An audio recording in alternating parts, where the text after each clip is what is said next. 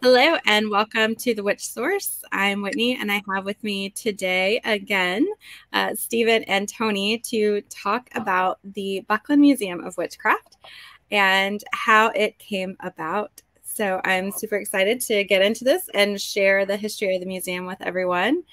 So let's start with Raymond Buckland, of course, and where did the inspiration and the ideas of the museum come into existence?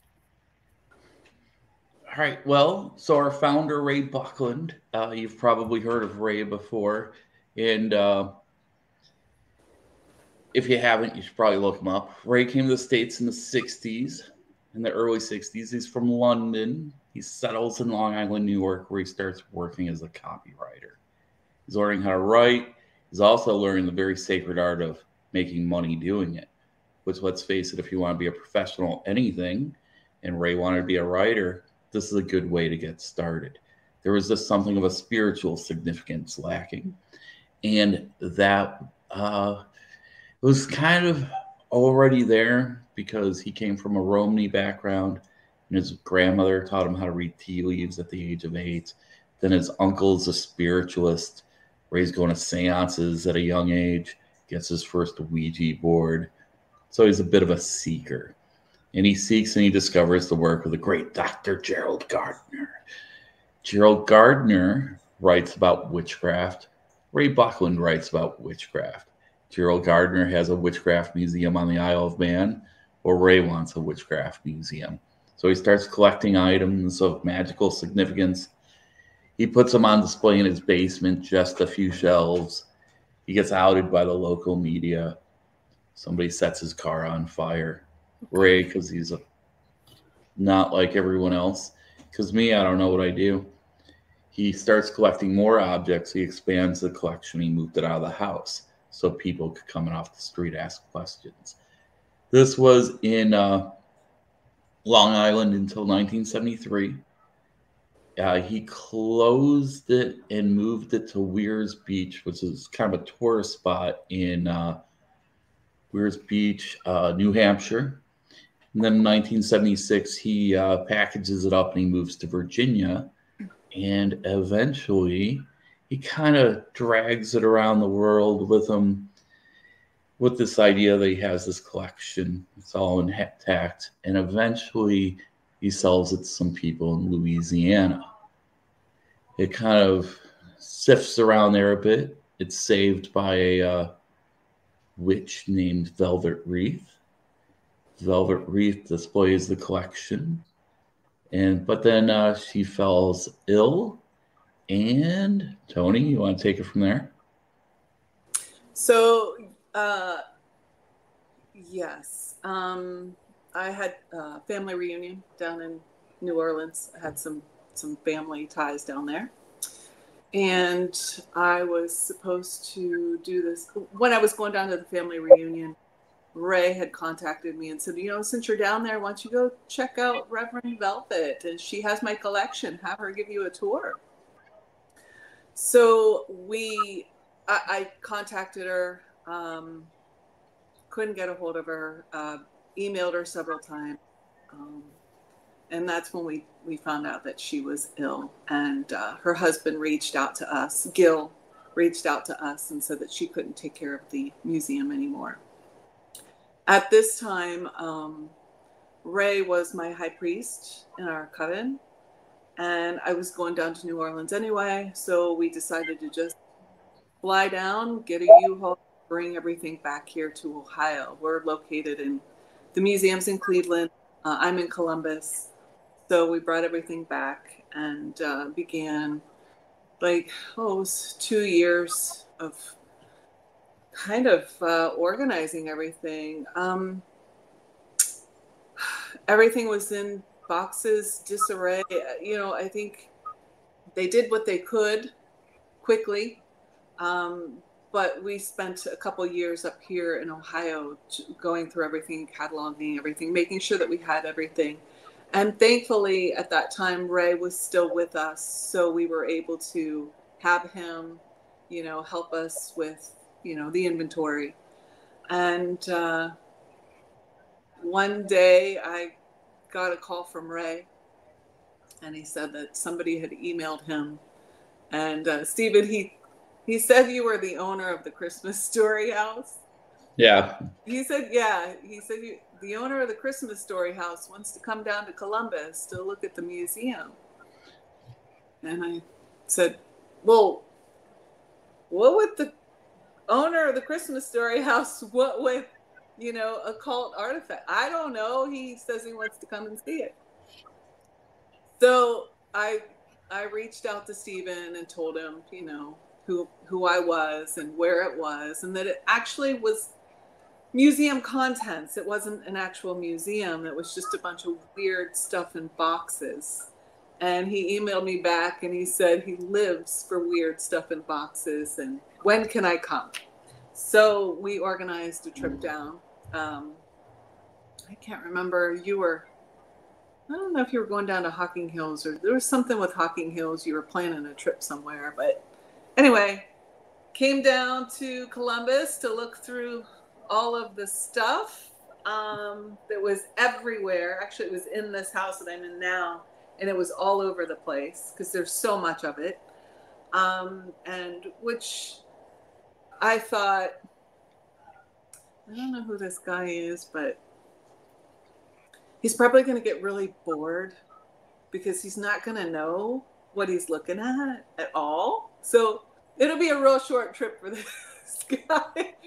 And it ended up being a full day of Stephen asking all the right questions, knowing what everything was. I was surprised. I was a little scared because he did know a lot. And then the following day, he called and said, I've got an idea. What do you think about opening up a witchcraft museum in Cleveland, Ohio? And that was it. That was it. Yeah.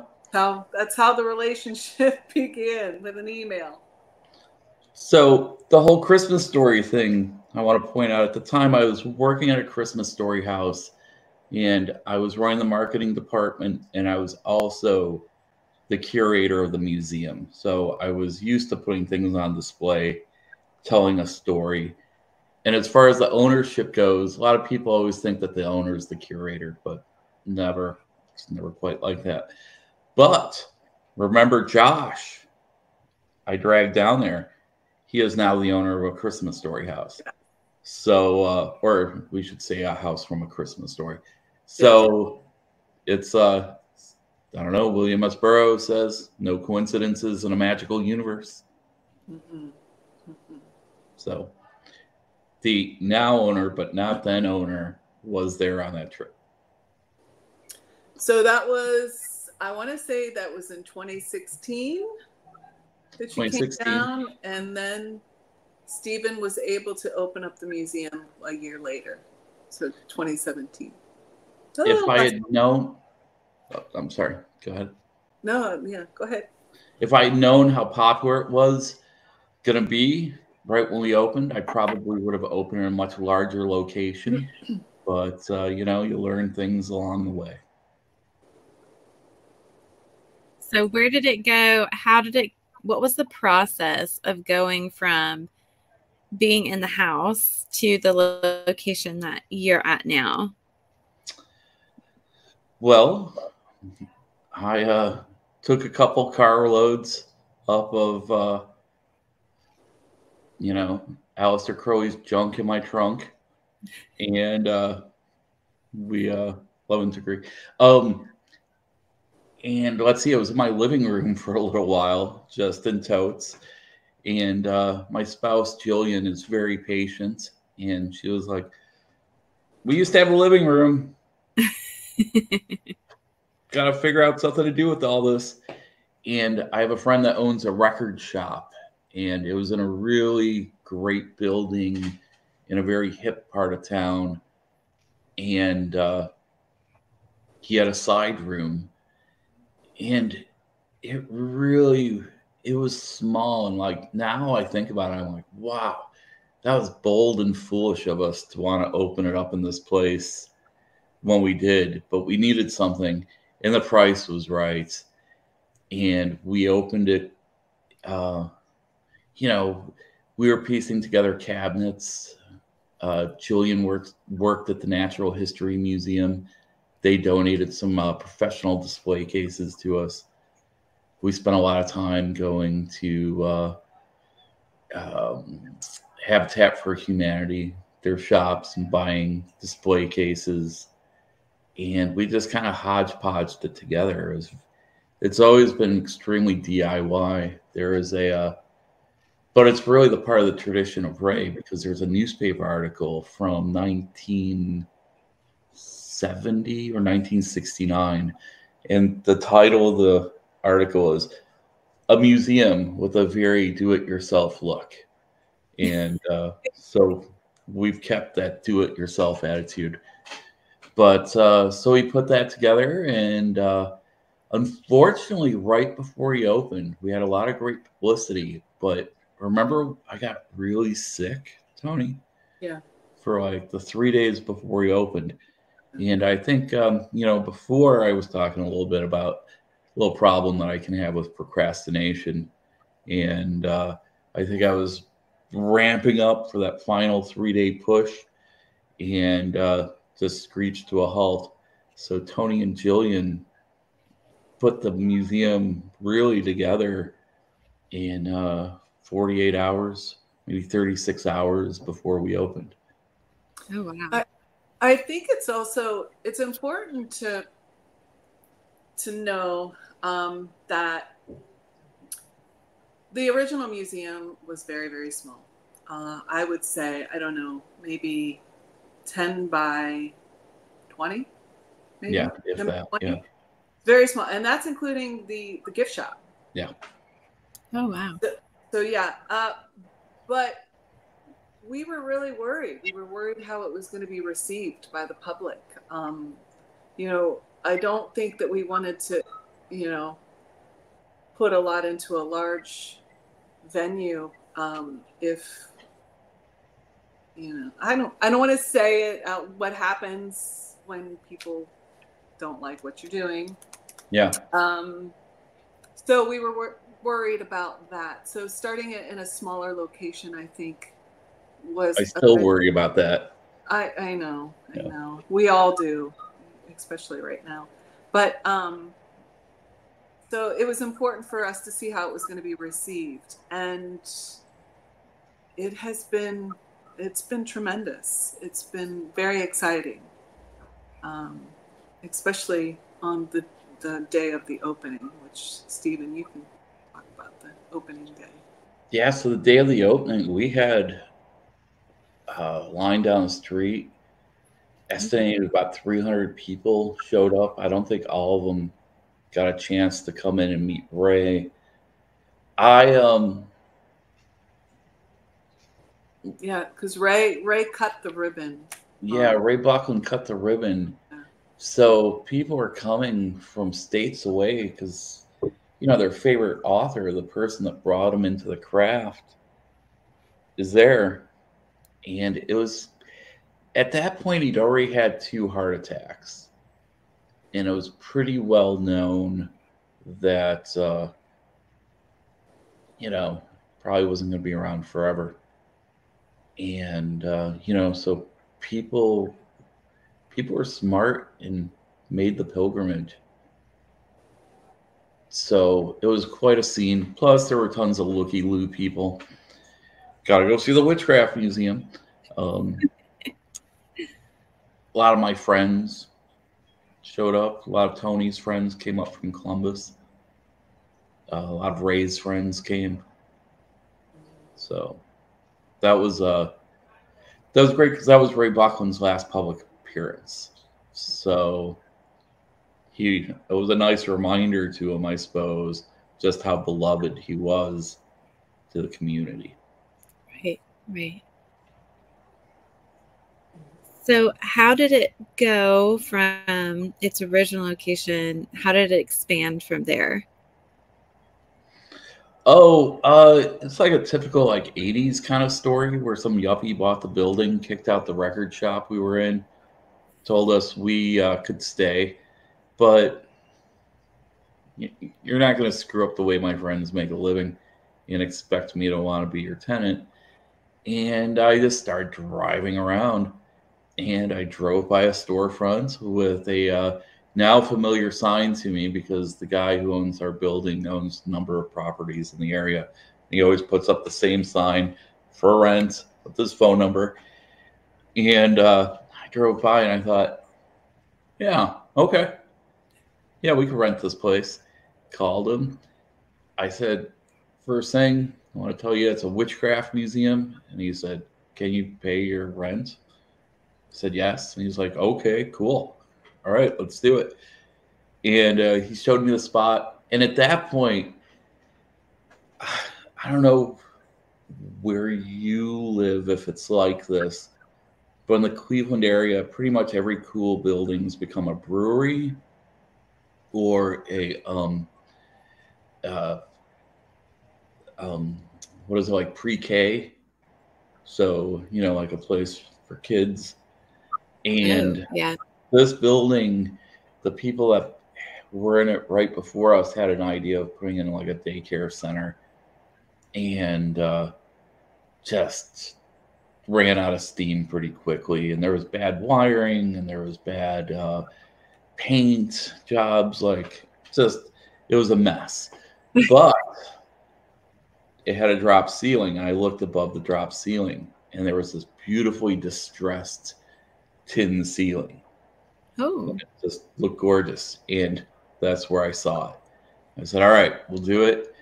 And it took about 5 months to repaint everything, polish everything, make it look nice, put up some walls, that kind of thing. And then we opened 5.5 years ago. Just wild. It was a lot less gray back then. How was the reception at the new location? Excellent. And being 5.5 years ago, this was, or no, I guess, let's see, it was 2019. So yes, it was a perfect place, because at the previous location, there's no way we would have survived COVID. It just wouldn't have happened.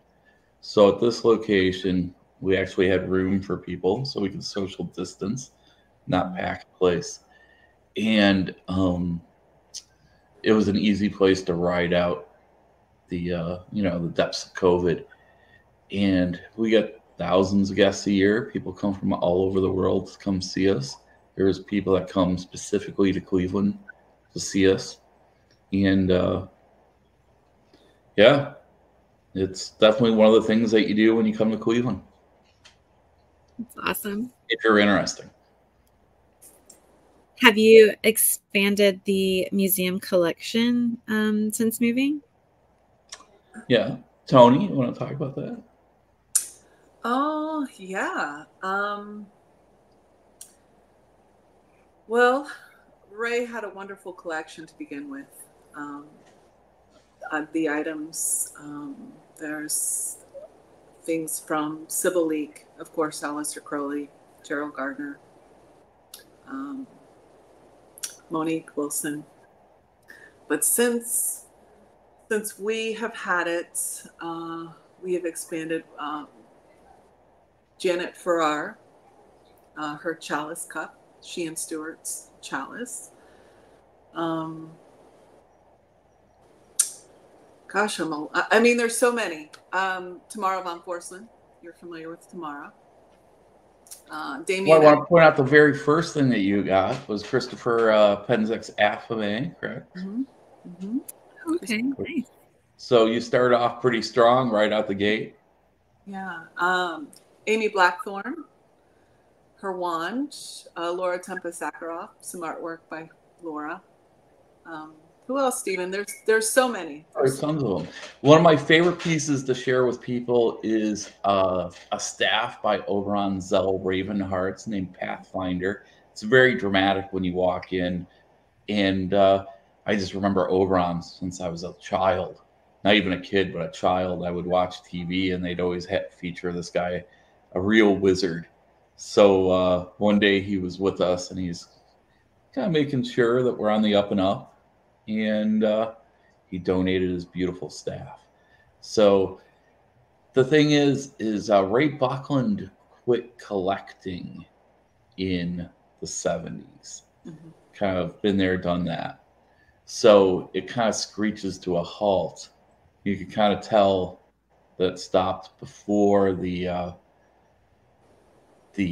contemporary movement. And there were some other things that were gifted to him, like like he was close friends with Scott Cunningham, so there were Scott Cunningham items in the collection. But that was stuff that were like added later. But he really stopped actively looking for things for his museum mid 70s. And Tony very smartly realized we got a lot of catching up to do. A lot. There's been a lot that's happened since then. So it's important for us to try to include so much that's happened in the past several decades. Gosh, I don't know. Another one, you said Oberon staff, Najah Lightfoot staff. Yeah, we So can't. that's beautiful. Najah, she's incredible. That's beautiful. And just recently, Lon Milo Duquette gifted us his Panticle that he created in the 70s. That's amazing. That is amazing. And he will be coming. Can we say that? Yeah. Allowed to say that? Okay. Yeah, I'm waiting to hear from somebody about something, but we're going to make an announcement hopefully in the next couple of days that Lon Milo Duquette will be here in November. I think the date is November 10th, and he's going to be talking about the magic panticle, the centerpiece of one's altar, because he donated his to the collection. Nice. Yeah, which is fun because this has been kind of the centerpiece tool of his teaching since 1976 when he created it. And people come in and they see it on display, and they've seen it themselves in Lon Milo Duquette's living room, because they went to one of his classes that he would have in his living room. So it's pretty it's exciting if you're a Lon Milo Duquette fan. And if you're not a Lon Milo Duquette fan, it's still an extraordinary piece of art. So It is. Tony, do you have a favorite piece? I do. And I've been asked this question many times, and it's still my favorite piece, and it's not on display. There's quite a few things that are not on display just yet. Stephen, I know you get tired of hearing this, but never mind. Yes, I do. There's a favorite piece. I won't talk about it. It's a beautiful smudge. It's extraordinarily beautiful. It's just difficult to display. It is. So we need a little bit more square footage, and that's been really the bane of my existence, because we found the spot when we needed it. It's just trying to find a larger spot in the Cleveland area that would fit the museum collection. Also, has parking, has a functioning roof, has become very, very elusive. And people say, why don't you do some magic? And I say, oh, you don't think we've tried? So I don't know what's blocking us. Maybe there's a malevolent entity that does not ban, who's doing more powerful magic than we are. Maybe. Or maybe we're just waiting for the right opportunity to show up. So yes, it is. I cannot wait for it to be displayed, but we do need a larger place and a lot of discussion on displaying this item and how it will be displayed. What makes it your favorite piece? I think it's the energy. There's a lot of energy in the museum, and the energy from it it's beautiful. It's beautiful. The piece itself is beautiful. It's a large feather with a leather band, and There are, oh gosh, it's been so long since I've seen it, but the tassels are vertebrae, and it was gifted to Ray a long time ago, but it is in storage, and hopefully it'll come out one day, and that's one of my favorites. Something that's on display now is it's an inkwell. It's an owl. It's a cast iron owl inkwell that belonged to Ray's grandfather, and where the quill pen would lay across its feathers, and that's on display. That's my second favorite. And I really love that one because there's a film by Kenneth Anger called Scorpio Rising, and the character of Scorpio, you're in his apartment, and he has the very same inkwell, not the same one, but one just like it. And that's where he puts all his rings because he's a biker, and he's got a full array of rings, and they're all piled inside the bowl where the feathers are. And I'm watching the film. I'm like, wait, there's one just like that in the museum. That's awesome. Stephen, what would you say is your favorite piece? I know has it changed? What's that? Has it changed? Has your favorite piece changed? I think my favorite piece is the circlet. Okay. Rosemary Buckland's Lady Rowan. The moment this is placed upon her, to me, that's the moment. You know, if I had a time machine, I'd want to be in the basement there to witness modern witchcraft beginning in the United States in like a serious manner. So to me, that's the piece. Because, you know, like, I mean, Lady Rowan, Rosemary Buckland, it's like everything that we do radiates out of that crescent moon. So, I think my second favorite piece is Leo Martello's Altar, which was Leo Martello was a contemporary of Ray in New York City. But he was just a really fascinating guy. He started off as a spiritualist, and then he became a witch. And more than anything, I see him as a civil rights activist. And he did not like traditional authority telling him how he's supposed to live. And we have his hexing altar on display. And it's, but, you know, the thing is like, as witches, we tend to think you can't go around hexing people. That's a really bad idea. I don't go around hexing people. I think that's a terrible idea. But there's a certain kind of self-righteousness that Leo had with his hexing that I'm absolutely fascinated by. And he's definitely somebody I wish I had met. Everything about his altar is classy. What do you say, Tony? It is. It's just stylish. And there's an envelope that essentially is a list of people that he hexed. But it's the thing is people are always like, well, when are you going to open it? It's like, I'm not opening that. That's no. It's a private moment between a very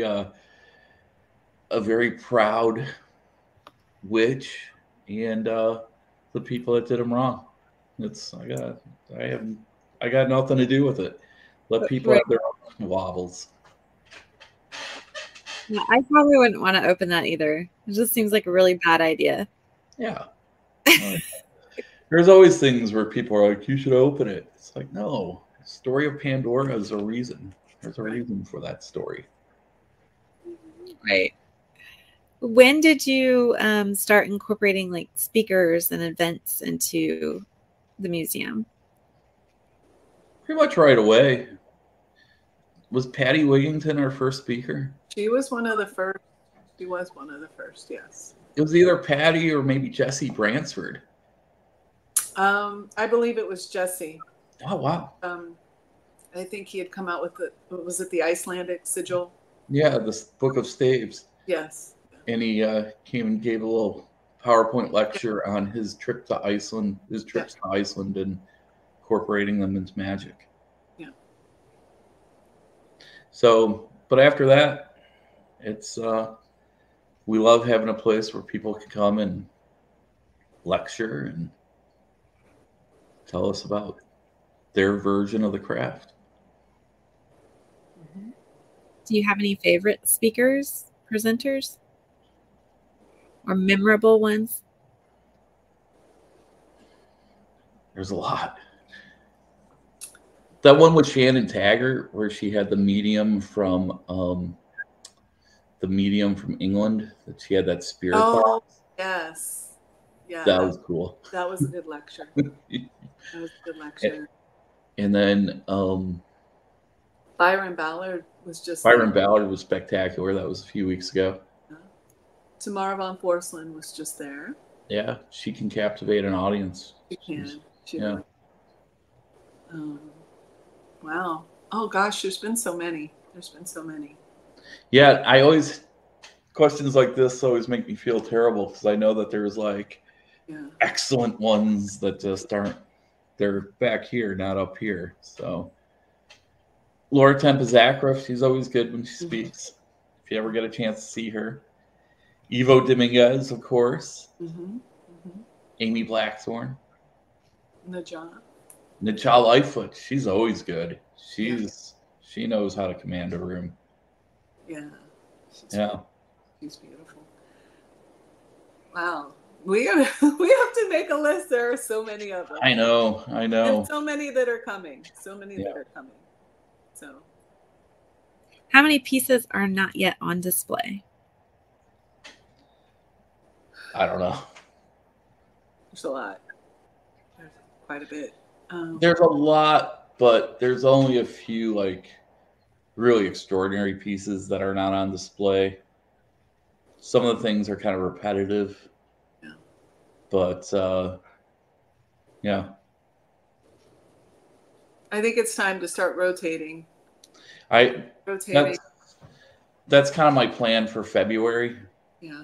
Is I want to close for a week and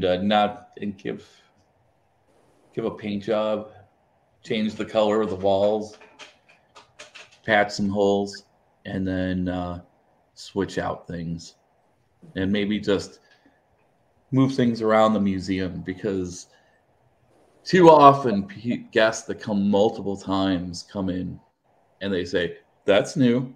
Like, no, that's been hanging since that's been hanging up since our place in Tremont. Oh, I've never seen it before.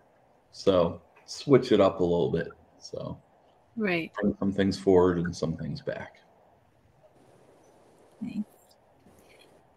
So have there been any interesting experiences with any of the items in the museum? Tony?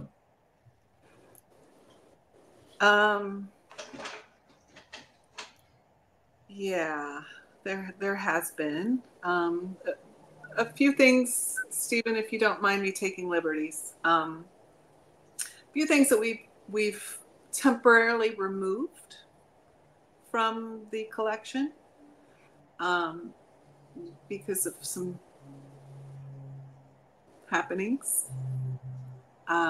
There was, Stephen, I know you hate when I talk about this stuff, but so there was a mirror. It was a scrying mirror from Rosemary Ellen Guiley, and beautiful mirror. And what? Go ahead. I think there's actually more to the story that I've never even brought up to you, Tony. So. Okay, well, tell me now. No, go for it, and I'll finish. I'll tell my part. You tell your part. So, actually, most of it's your part because you're the one who's witnessed it all. So, it's a scrying mirror. It's a beautiful mirror. And Rosemary, when she was with us, she would teach scrying classes, among many things. There was. Stephen, I think you should just tell these stories. You need to tell these stories. Well, so The first real It's- experience of the first thing I knew about was we had a medium friend of Tony's was there was a she's a medium and her husband's more of a paranormal investigator. And they were given a little lecture. They were given a lecture at the museum one Saturday night, and she kept talking about in the corner there shadows.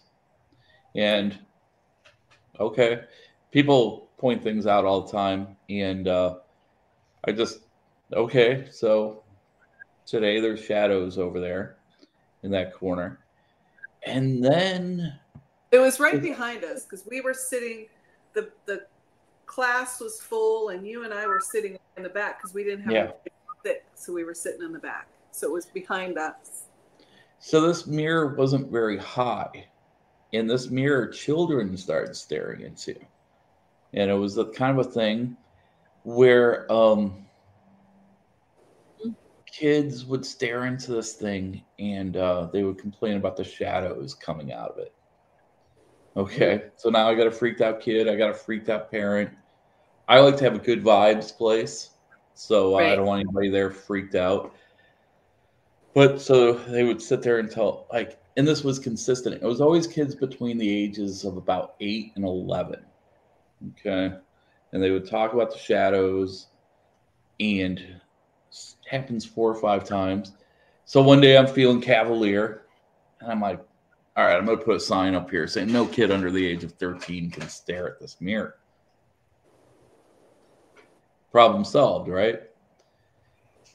And then the adults started staring into it. And the first 4 people that saw the shadowy figure place its hand upon their shoulder were cool about it. They're like, yeah, weird trick of the light there. And then the 5th person, and I never mentioned this to Tony because we're already talking about taking it down by then, starts hyperventilating, starts freaking out because this is the shattering moments of reality to them. And they just cannot handle it. And I'm like, it's just a trick of the light. And they're like, no, it's not. I saw the figure place its hand on my shoulders. And you know those situations where you're trying to decompress the situation, but every single thing you do amps it up? Come stay in the magic circle. It's our protection circle.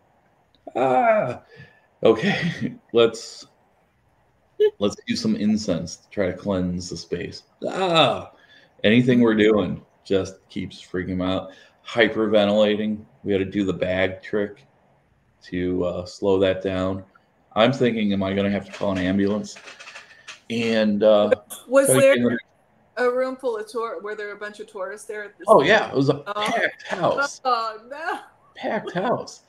And it's just kind of funny because I kind of thought some people thought it was like part of the show. You know what I mean? Like paid actors to freak out. No, I don't think so. Yeah. I miss all the fun. Yeah. Because I'm down in Columbus. But I call you whenever there's somebody that needs help. Yeah, this is true. Anytime somebody that comes in where I'm like, I think this person's been abducted by aliens. Let's call Tony. I love it. So what did filter out? Did the guy end up being okay? It was a woman, and I don't know. She left and hasn't called me up to complain. So after that, you took the mirror down? Yeah. Can't have stuff like that laying around. And I just, Rosemary, control your shadows. Right. Wow. People always want to know, where is it? And I'm like, undisclosed, in an undisclosed location. Yeah. Off site.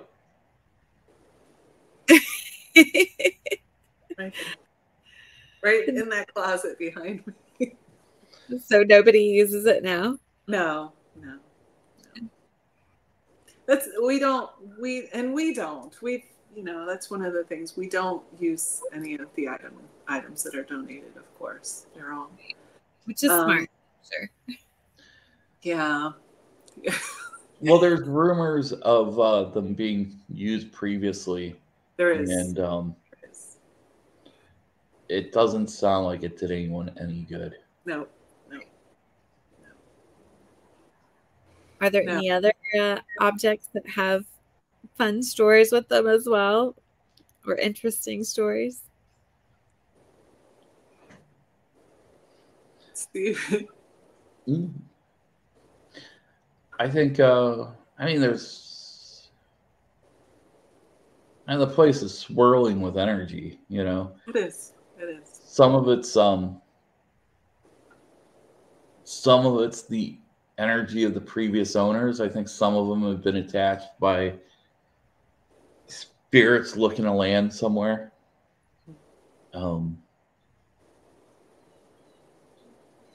But I don't know. Describe the undescribable. It's more of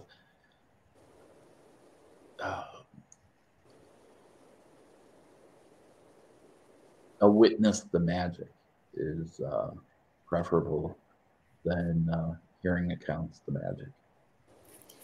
So do you ever cleanse any of the items when you get them, or do you leave them as is? No way. That's a terrible idea. So they just I'm not afraid of the energies. Right. I mean, if the energy's too much, we'll put it away in storage for a while, like at the end of Raiders of the Lost Ark. But I'm not cleansing anything. Who am I to cleanse things? Everybody wants to cleanse everything. Oh, anytime I buy something at the thrift store, I make sure I cleanse it. Well, what's the point then? You know, if you believe that we're in an animistic, magical world, which we believe in,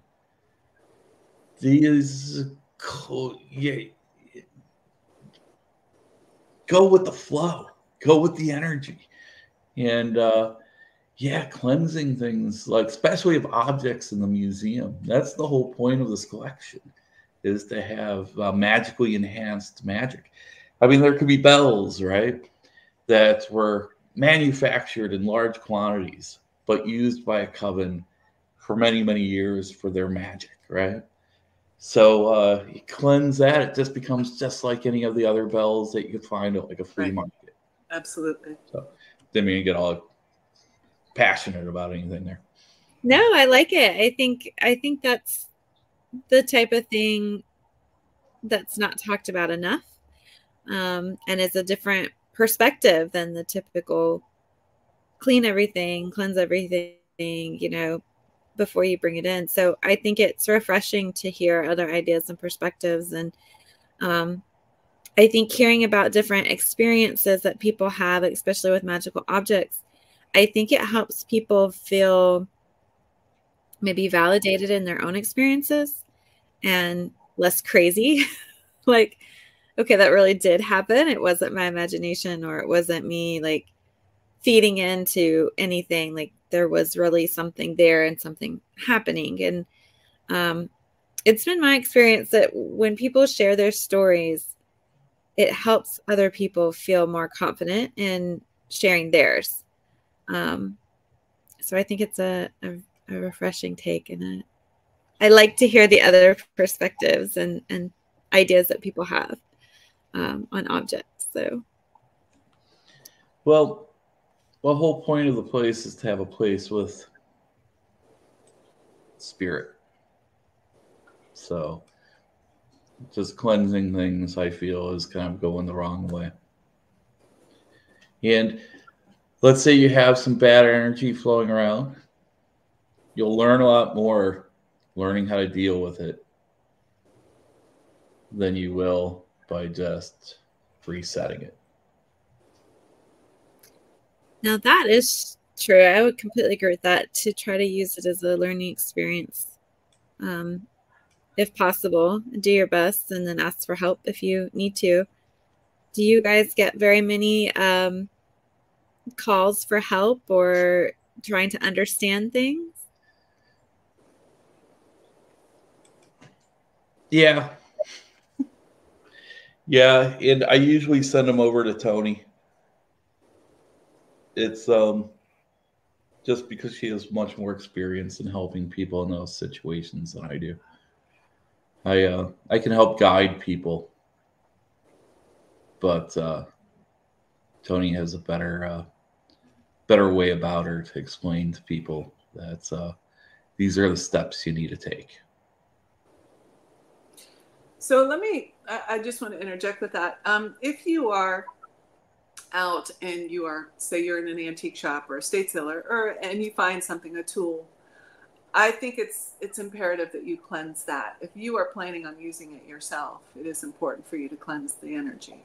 But as a museum, I think it's very important for us to maintain the energies that are on there. That makes, so if you are using the tool at home, because that certainly could interfere with anything that you may be doing, if you have, some kind of attachment or something, some energy connected to it.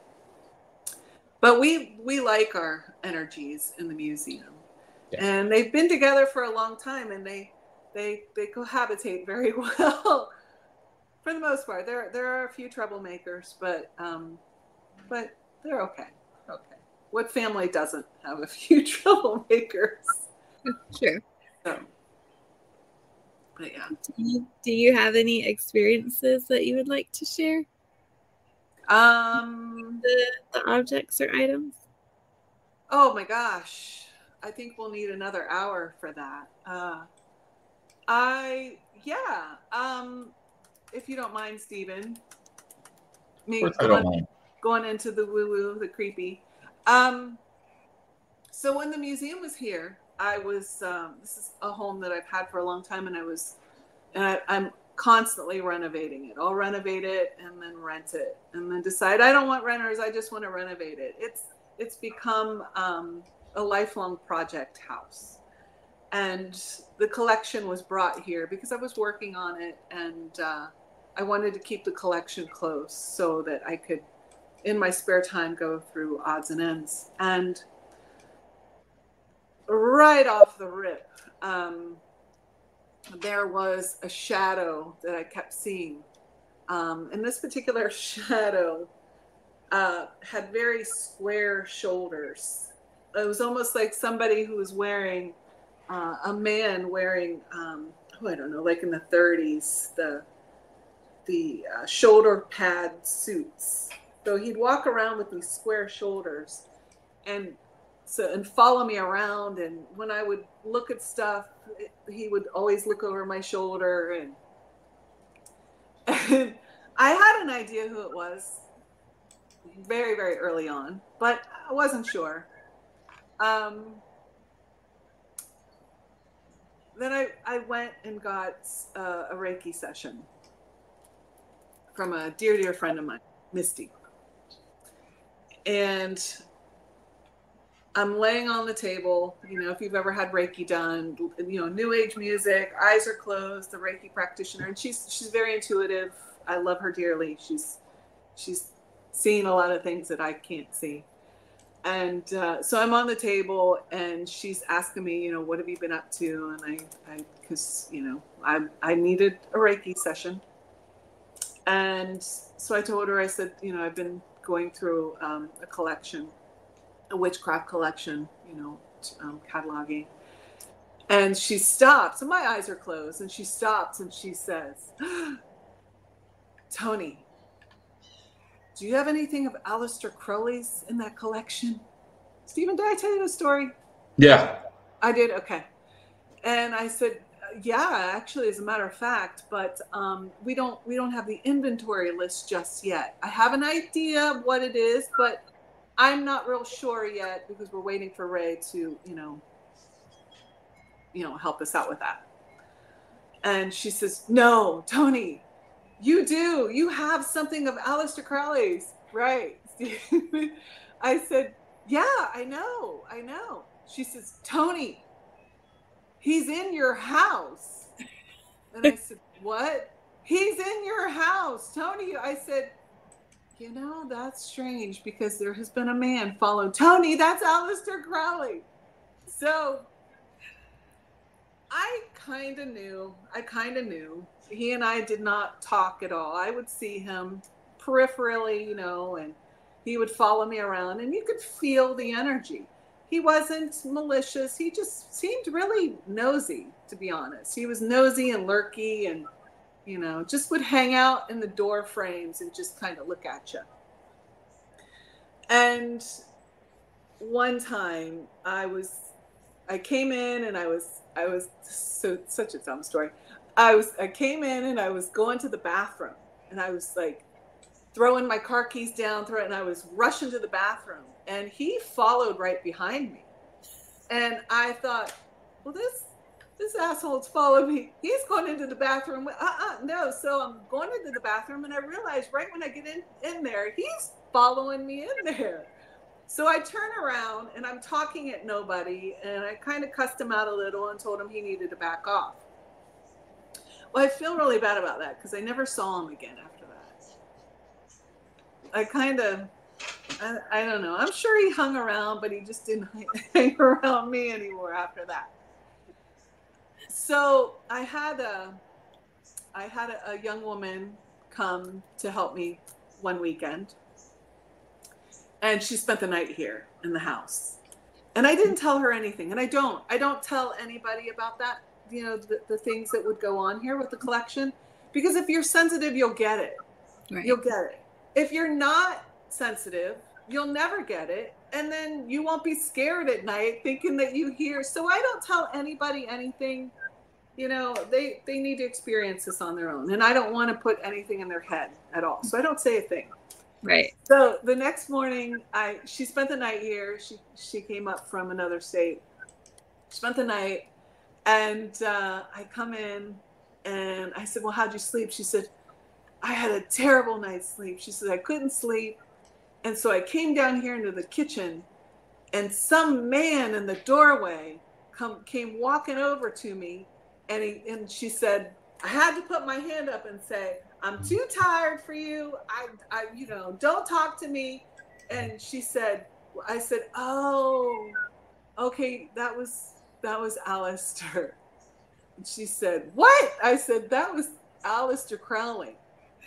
And she freaked out, and she didn't stay for very long after that. I said, "Yeah." I said, "He doesn't bother you. He just kind of hangs out in the doorway, just kind of." And so shortly after that, I was having some roofing done on the back porch. And the roofer, Hogan, knocked on the back door, and he asked, you know, "Hey, Tony, do you mind if I go through your house instead of going around? Because I have to get something out of my van, my tools. And, you know, if you go around, it just takes longer." I said, yeah, sure. Go ahead, Hogan, go ahead. So Hogan cuts through the house, cuts through the kitchen, and I'm in the refrigerator, and he stops in the middle of the kitchen, and he's looking at the door, and he's turning his head one way, you know, kept looking, and he keeps backing up, and he's turning, and he looks at me, and he looks at the door, and I said, "Hogan, what's going on?" He said, "Tony, I swear I saw a man standing in the doorway." I said, "Oh, don't worry about him. He's okay." And he looked, he says, "What do you mean?" I said, "That's just Aleister Crowley. Don't worry about it. He's," because I knew he didn't know who Aleister Crowley was. Right.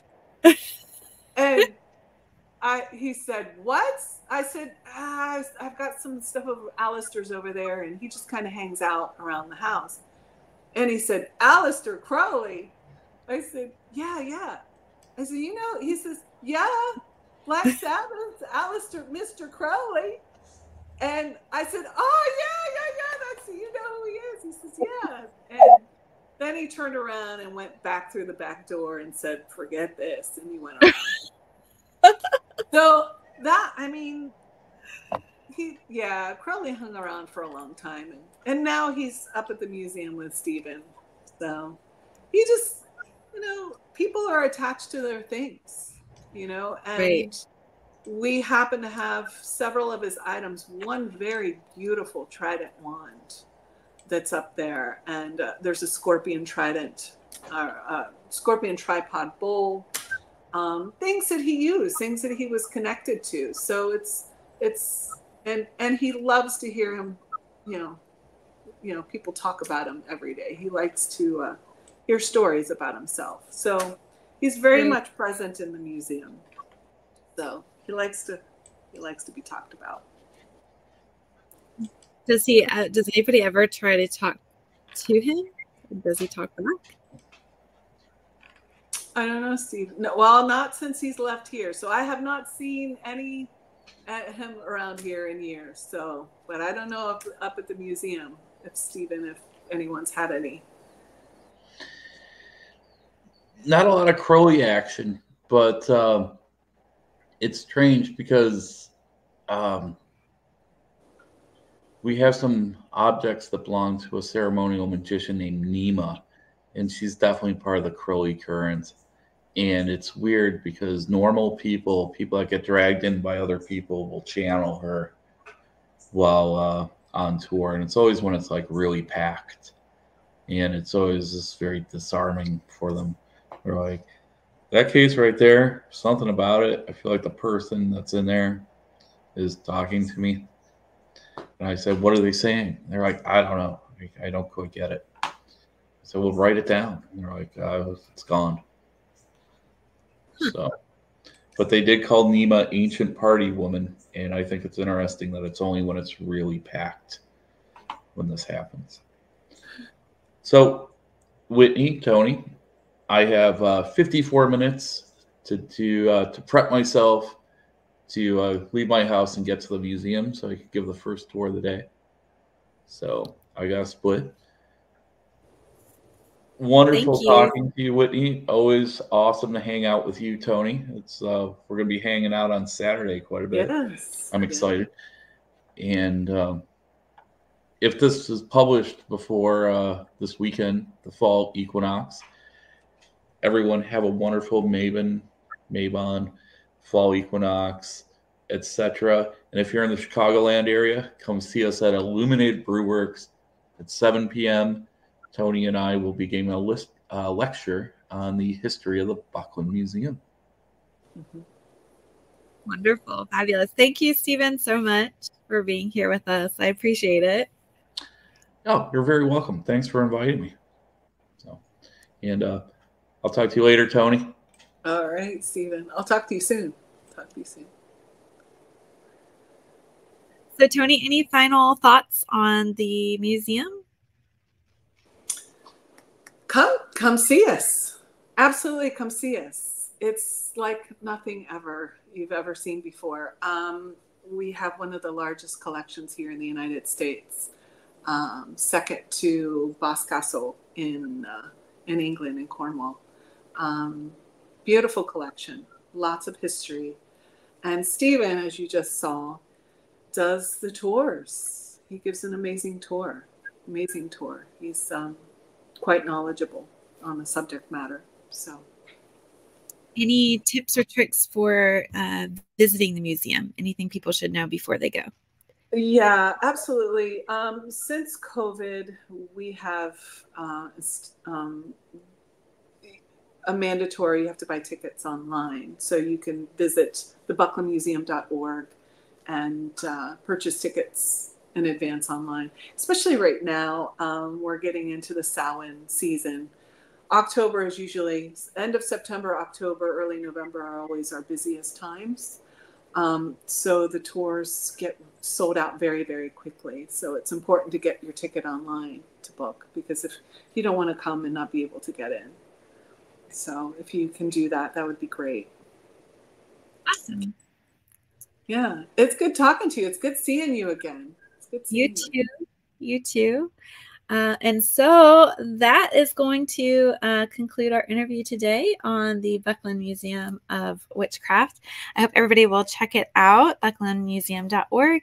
And if you are interested in the prior podcast episodes with Stephen and Tony, you can find those anywhere you listen to podcasts, but also at thewitchsource.com. So until next time, everyone, thank you for joining and stay magical.